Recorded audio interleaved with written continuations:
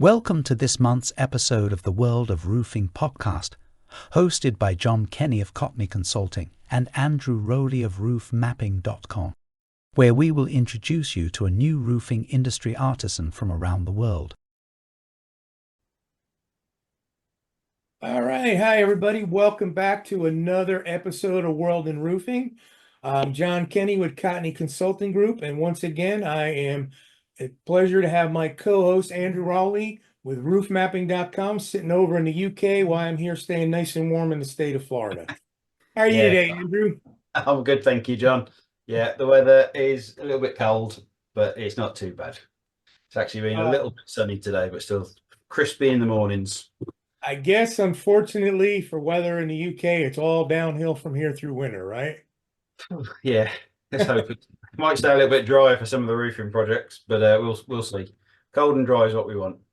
Dry is good. Yeah, very good. Well, today we're joined by our special guest, David Bailey. David, how are you today? Fantastic. Thank you, John. Always great to have you. Go ahead and tell our audience, who you are, what you do, and a little bit about yourself in the industry. Well, good afternoon. My name's David Bailey. I'm currently working for a specialist contracting business based in the Midlands. But my history with roofing goes back, and obviously prepping for this conversation, some 25 years, to which I'm a little bit astounded in terms of the period of time I've spent within roofing. A small hiatus, which I'll come to, but ultimately it was something like so many others that you tend to fall into. I'm not sure that I was aiming to go into the roofing industry, but it's certainly something that's bitten hard, and it's something that's drawn me back on multiple occasions. So I think early you're not days. the first one that's happened to, Dave. I think most of our guests have fallen into this industry and can't get out. It is. There's something about it. Certainly the people, certainly the contacts, and the involvement. But so like many others, nobody really had this as a pathway. They never saw that this was the route they were going to follow. But here we are. Yeah. We always kind of like to liken it to the Godfather movie, right? I'll probably butcher the quote a little bit. It's not word for word, but it's very similar to that. Once you get in, you can never get out. So Absolutely. That's one thing about our industry, magnetism. Yes. But early days, I started on pitch roofing. We joined a large operation called Lafarge and a subdivision of Lafarge back in the day. That was dating back many, many moons now, sort of 25 years ago, 24 and a half, 25 years ago, working for a company called Dovetail. This was pitch roof and accessories. It was ventilation for eaves and ridge lines. And then that manifested in following acquisition into the Clover brand, where we were looking at pitch roofing ventilation products supported by breather membranes to make sure that the sort of the non-breather and breather membranes were completely covered. And that really was the introduction to not only the merchant sell, but obviously the more commercial world, where you were dealing with the contractors, you were dealing with the architects and the specifiers. And that really started that fire, that sort of light of where you want to be, where you've got a lot of involvement from early concept stages, and you're looking to try and involve as many parts of that operation to get the right result at the end. And that was always the key. And even from those early days where it was more of a merchant operation, the development came with the specification side that was bolted on. And that was the bit that really interested me, where you could influence that or support that to ensure that the client of whatever description got the right end result. Andrew? Sorry, go on. How did you go from pitch to flat roof, and when we first started to work together?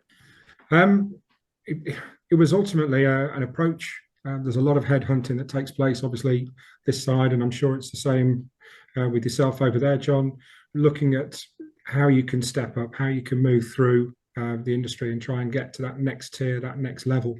And there was approach to go and join a company called Marley Waterproofing. They were based down in Kent at the time. And really that was the next step. That again was merchant sales. We were going through regional and national distributors, looking at rolls of bituminous membrane, essentially, that was manufactured down in the UK. And that then gave the opportunity to go into specification sales. So that was the transport mechanism where the methodology and the direction of travel for the business started looking at specification. How can we influence, how can we get in front of this to make sure that the materials are being sold?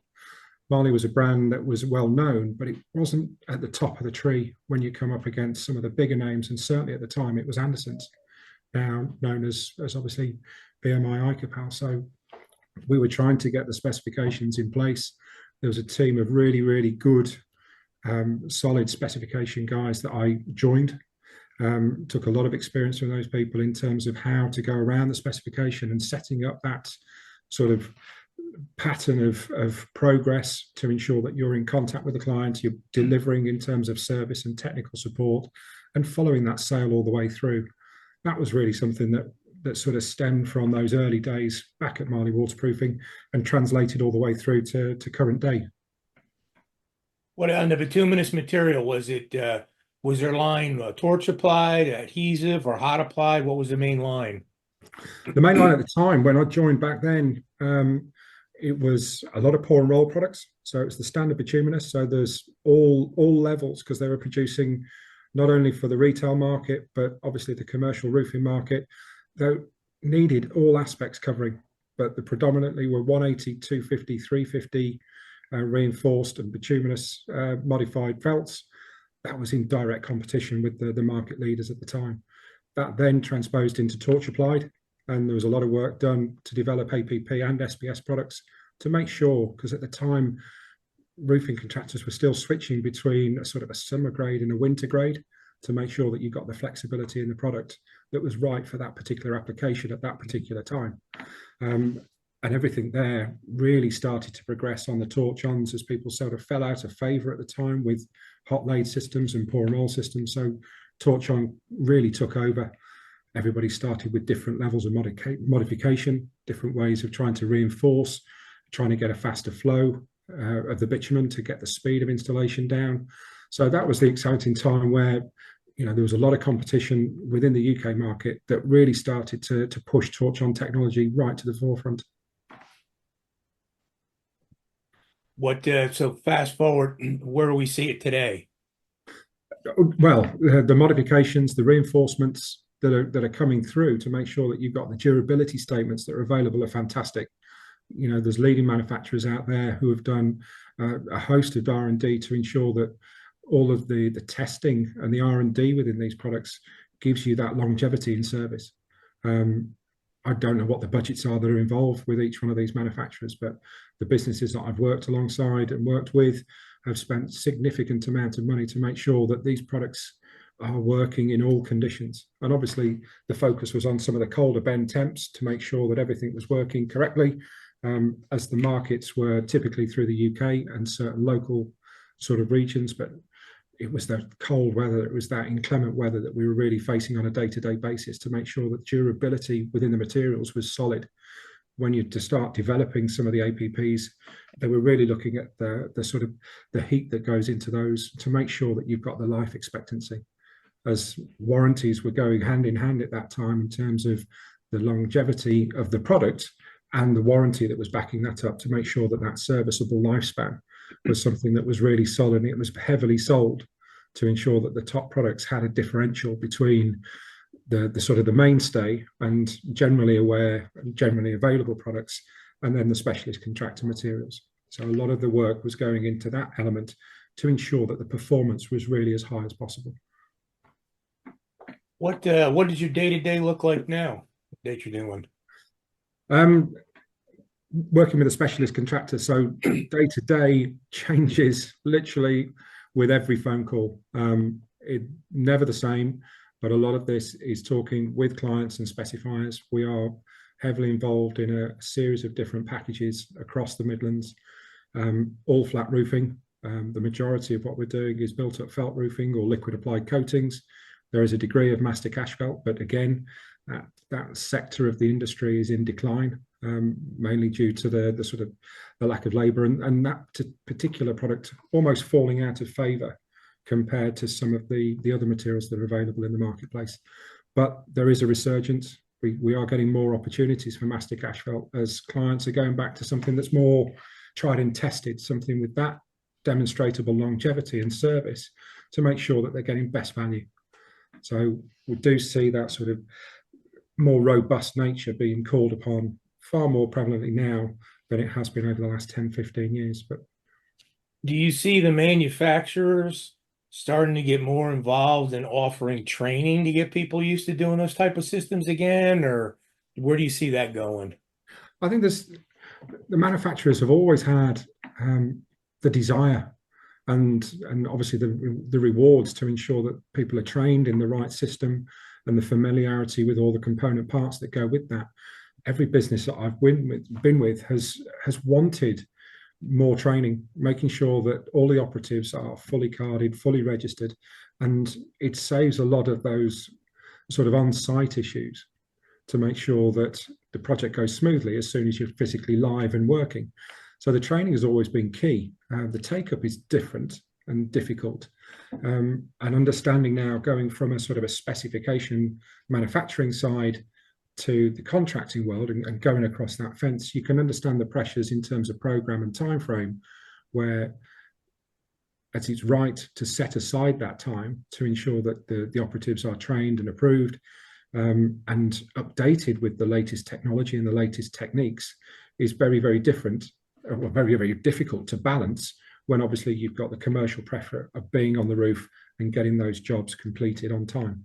So the balancing act is always going to be difficult. That's never going to go away. But yeah, the importance of training more so now than ever to ensure that these guys are fully carded as operatives to deliver the scheme in the intended manner. So I think there's always a step up. We see from the supply chain that there's a huge amount of pressure to get on these training courses. They're doing more seminars, they're doing more seminars about the products to ensure that they're putting their best features of these materials into the hands of the contractors so they can deliver success. Andrew? No, I mean, I work with Dave in my day job. So Dave is one of the contractors we were working with on a large project doing many different roofs. And Dave, even before that, I used to work with Dave when I was doing tapered insulation schemes. Yeah. So Dave was working for a manufacturer of felt, but they would obviously give us the tapered schemes to design. And Dave would always be one of the ones I'd enjoy working with because he knew what he wanted to give to his clients. So in terms of Dave approaching us, I knew exactly what he wanted, where he wanted the water to go, what U value he wanted, and all those things were given to me. Whereas other clients would come and say, right, we want a tapered scheme, but we don't know what we want. So that's a very different ball game. So, and just seeing Dave move from that into the contracting side, it's a pleasure to work with him because again, he asks me the right questions as a client to him now, but we can work well together. And the guys that they've got there are great. The workmanship they do is great. Everyone in the sort of the design side of it is saying that they're working really well. And I think that's down to the history of the company. Because I think, am I right in thinking, David, the company's been going for 50 years? 50 years plus, yeah. Brindley Asphalt. So they've got that history. And because they've predominantly worked in education, which is where our projects are, it was a sort of a natural fit to bring them in. And everyone said that they're doing a great job. And I think that's a testament to that as a company, but also Dave coming in and sort of having that contact with me was obviously beneficial. But yeah, it's interesting to have him have that selling and supplying specifications previously, knowing now how to deal with that as a contractor. That's a really good mix. And he always wants to do his best as well, which is sometimes what we need in contractors and in the roofing industry. We want good people doing their best for the end user instead of trying to cut corners, which I think is great. Should be the goal, absolutely. Yeah, definitely. So Dave, was it a hard transition going from the specification side to the contracting side? Was there frustrations that travelled with you, or could you see both sides of the coin as it is? It's really interesting to see both sides because you look into the sort of the specification side and you see what is being done and naturally align that with what your thoughts are and what you used to do. And you know, there's a lot of positives. There's some really, really sound, solid advice that's going through. You do tend to pick up on things that you maybe would like to tweak or change ever so slightly. But again, I think that consultative sell, that sort of approach that was adopted before I made the transition through to the contracting side of the industry was always the way you're almost that toe in the water with a contractor because you were so heavily involved. I find it really beneficial to understand all vantage points of whatever the project may be, really to understand how those mechanics are going to work when they get to site. And obviously the specialist contractor in that is essential. So a lot of the questions that I was asking when I was specifying the roofs are to make sure that when we get there, all of those issues, all those little nuances are ironed out, because as with any project, and every contractor will sort of support this, it's about the delivery, and it's about getting all those irons completely lined up. So when you are ready to go, then it's just focused on delivery, not coming over and trying to come over the challenges that you could have or really should have sort of ironed out before you get there. So I think the way that I approached my work previously through multitude of different businesses really helped with that transition. The other bit that I had was a 4-year period looking at sort of off-site manufactured goods, architectural, aluminium, metalwork, solar shading with divisions of businesses that I used to work with. That was a contracting business that specialised in design, supply and install, and other businesses there that have really allowed that very, very quick uptake, that learning process in terms of the contracting and all of the subtleties that go alongside to really support and allow me to grow, which is a huge benefit now working with Brindley and developing these opportunities and obviously delivering them to site and delivering from the clients for yourself and for your clients in a timely, professional manner to ensure that we don't want those hang-ups. And with the work that goes in ahead, and it's not just myself, but you know, the team that I'm working with are absolutely fantastic. And that core ethic of going a little bit further, maybe asking a few too many questions at the beginning to ensure that you understand the very essence of what you're trying to achieve and what potentially could come up. So it's delivered in accordance with all that sort of justified questioning, means that when we're on site, it's a lot smoother. Yeah. Preparation is the key in all things, isn't it? Absolutely. Absolutely. So I got a question. You gone from the manufacturing side, like we said, the specifications, and you're on the contracting. So now from the contracting side, what do you see the challenges to the industry being over the next 10 to 20 years? The biggest challenges? One of the bits that has been heavily recorded on this side is obviously the younger generation and the lack of new people coming into the industry. There is an aging workforce through flat roofing, certainly through asphalt, with limited uptake, whether it's a desirable pathway for people now, whether it's something that's in vogue in terms of technology, because it's a very practical and hands-on requirement, is something that really needs to be addressed. How that gets done, how we can try and get the interest, because it appears that the money is good. There's a lot of work that can be done. There's always work that's there that people can get into. It's trying to make it maybe more attractive in some way to ensure that people coming out of college, coming out of training, are thinking that roofing is a viable sort of pathway for the future. And it's something that they can get a business that is their own. There's certainly opportunity, but how that gets flipped over into something that's made and published and people want to pick up is going to be the difficult question. And I'm sure there's many others that have asked exactly the same, and there's no clear or straightforward easy answer, but that's the biggest challenge.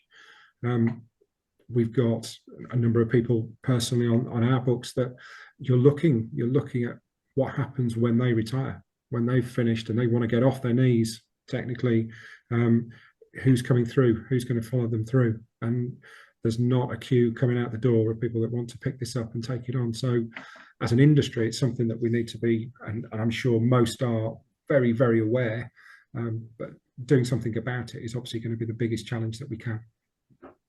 Yeah, a lot of the different people I talk to throughout the industry seems to feel that technology is going to play a big role in it, more on the avenue of robotics and maybe some other like 3D printing systems and things like that. Because honestly, I think it's going to be hard to get people to come into the industry. It's been a long, long time, and we've got a big void to fill. And I don't know how it is in the UK, but right now in the US, it's about two, depending on what regional area you're in, the retirement rate to new people coming in the industry is 2 to 3 retire, or possibly one coming in, and that's not a guarantee of retainage either.